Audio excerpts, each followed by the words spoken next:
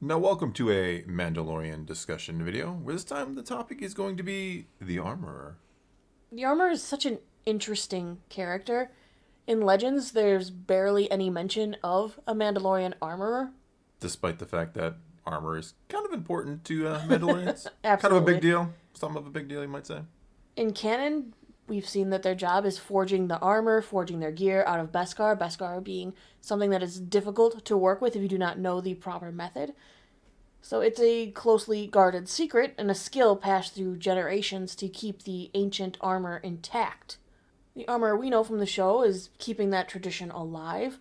We saw her first on Navarro, wouldn't leave until she salvaged the armor from the Fallen. Yeah. This could be because it is Well, it's tradition, it's a Beskar, way yeah. to honor the Fallen by moving their armor forward down the generations to the next set of Mandalorians. Well, we've also heard and seen it passed down, too, right? With bo-katan talking about her armor and how long things have been in her family. And same with even Absolutely. Boba Fett with Jango and his father before him. Mm-hmm.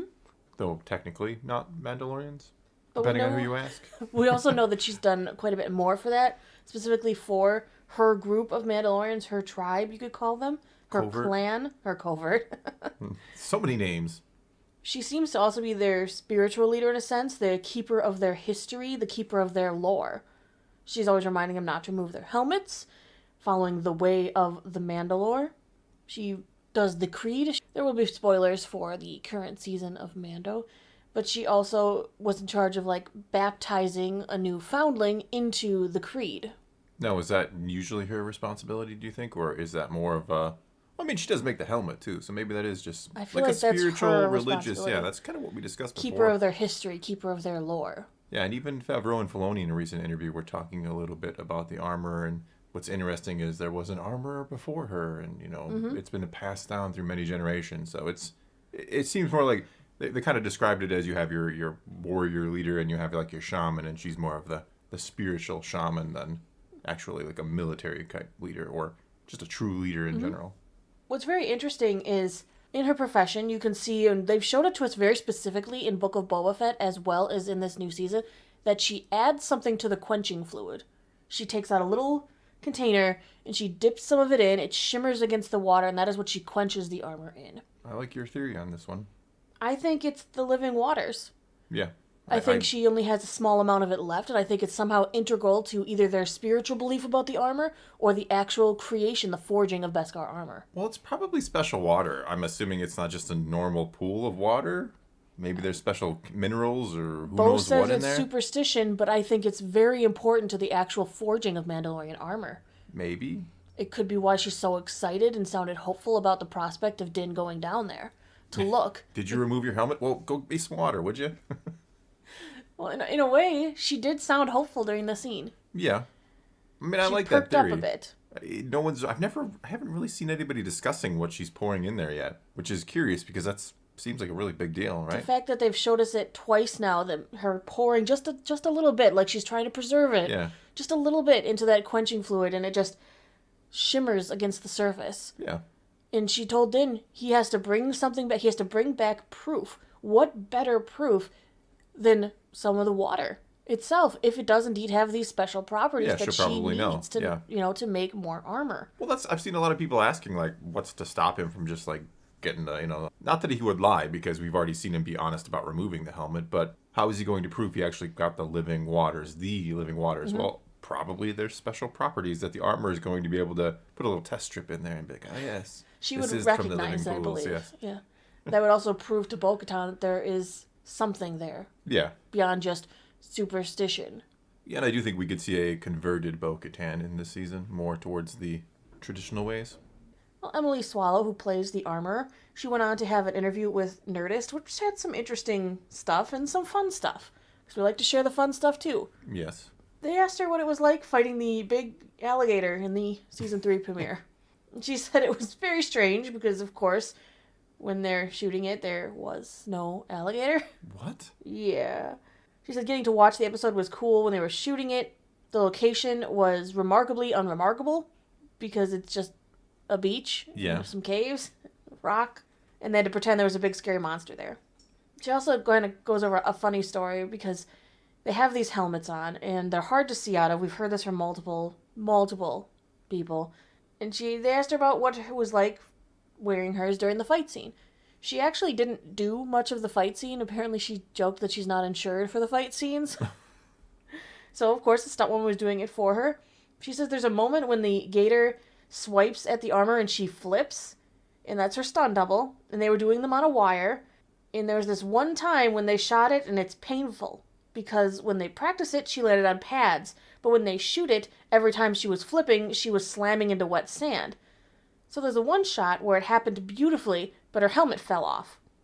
What are you going to do? There's no way you can say, whoops, there's an oops, the armor's helmet fell off. Have you ever removed your helmet? No, sort of. Do giant crocodile-y things count? They asked her, what information that she has that we still don't know. Does she have more lore? And she kind of gets a little goofy with it. She goes, wouldn't you like to know? Well, yeah, that's why we're asking. She has admitted she has learned more secrets that we are going to learn this season. She's the real Mandalorian armorer. They entrust her with really who knows what. But she said she knows more that we're going to learn this season as well. So we're going to see more Mando lore, which we were all hoping for. Mando lore, yes. They talk about how she is the memory of Mandalore. She is the lore keeper. She is their history. It's all wrapped up in the shaman-type leader. Yeah.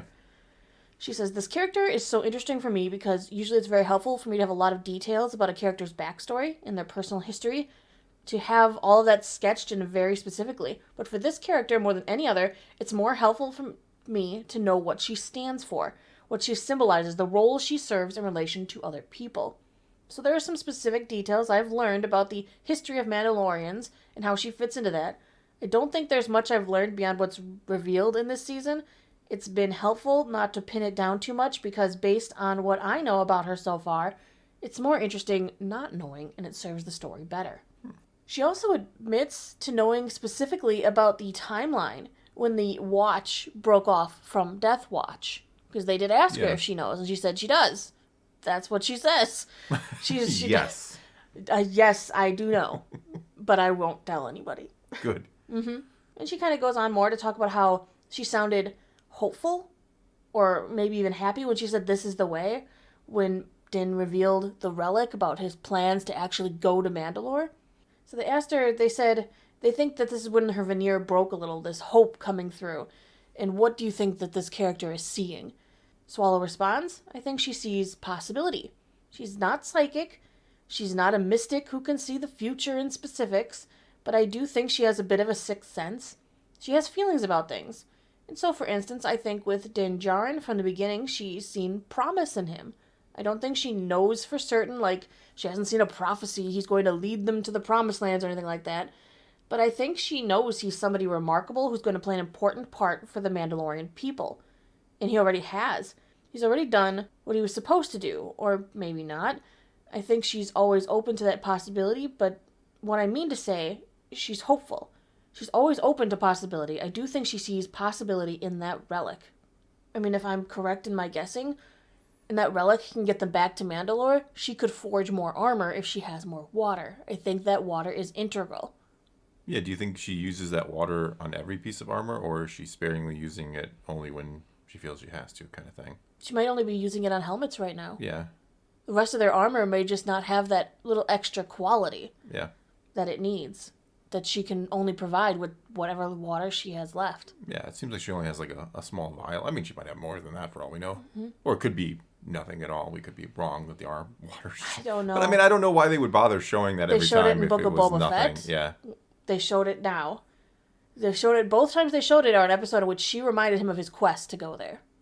I just feel like it's important. Good point. When she mentions the living waters, it's like, hey, in that episode she mentioned living waters. She's also putting some sort of water type liquid into her quenching fluid. Then they asked her how she thinks her character has changed from season 1 until now. She says, I think Din has changed her because I don't think she's had such a personal relationship with somebody like him. She's probably mentored other people, had other apprentices, maybe.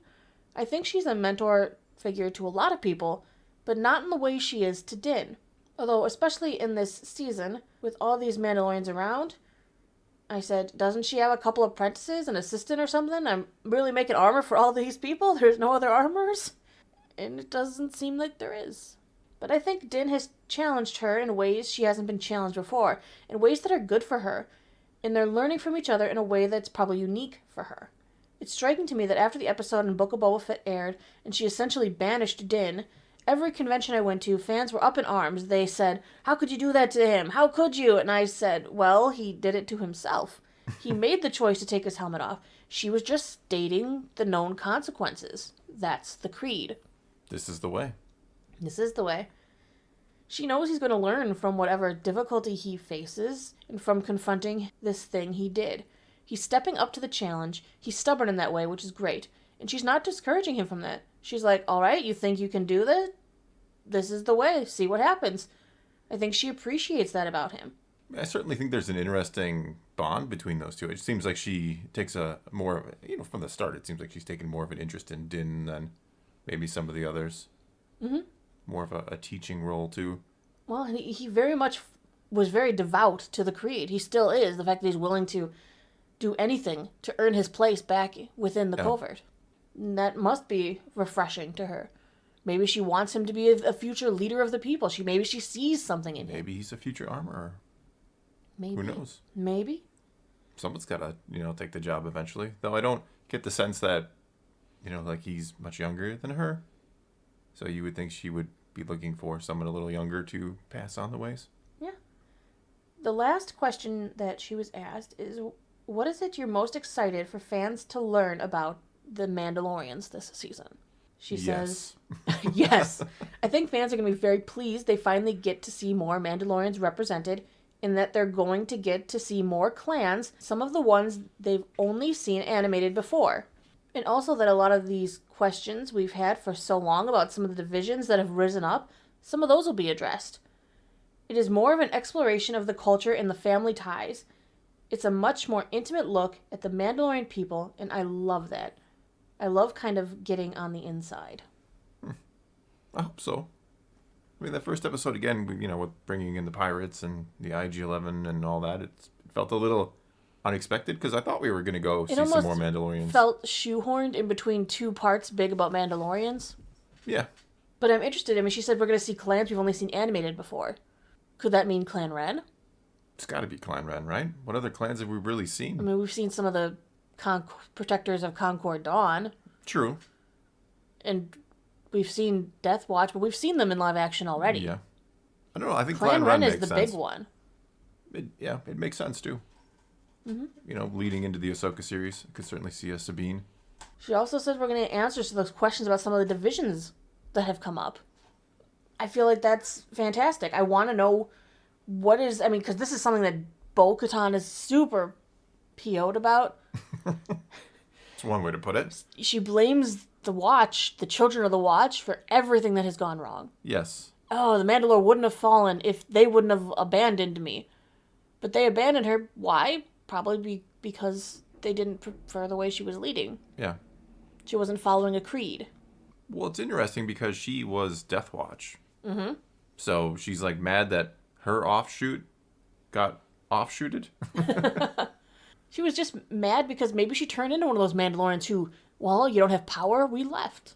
Yeah, I think it was an interesting parallel between the two in that first episode. I think that was my biggest takeaway, was the fact that here's Bo-Katan sitting on an empty throne because she couldn't get the Darksaber. Calling her people sheep. Yeah, exactly. She flat out calls them sheep. You wave the Darksaber around, they'll do what you want. And here at the beginning, we have the ones who believe in the way, and they're, an alligator attacks, and they're not all like, oh, I'm running for my life. Let's protect the younglings, and we'll stand and fight, and we'll help each other. It was a stark contrast between the two, I thought. It was very interesting, and after seeing all that, I want more of them to follow the creed, because the creed seems to be building a strong foundation for the Mandalorian people.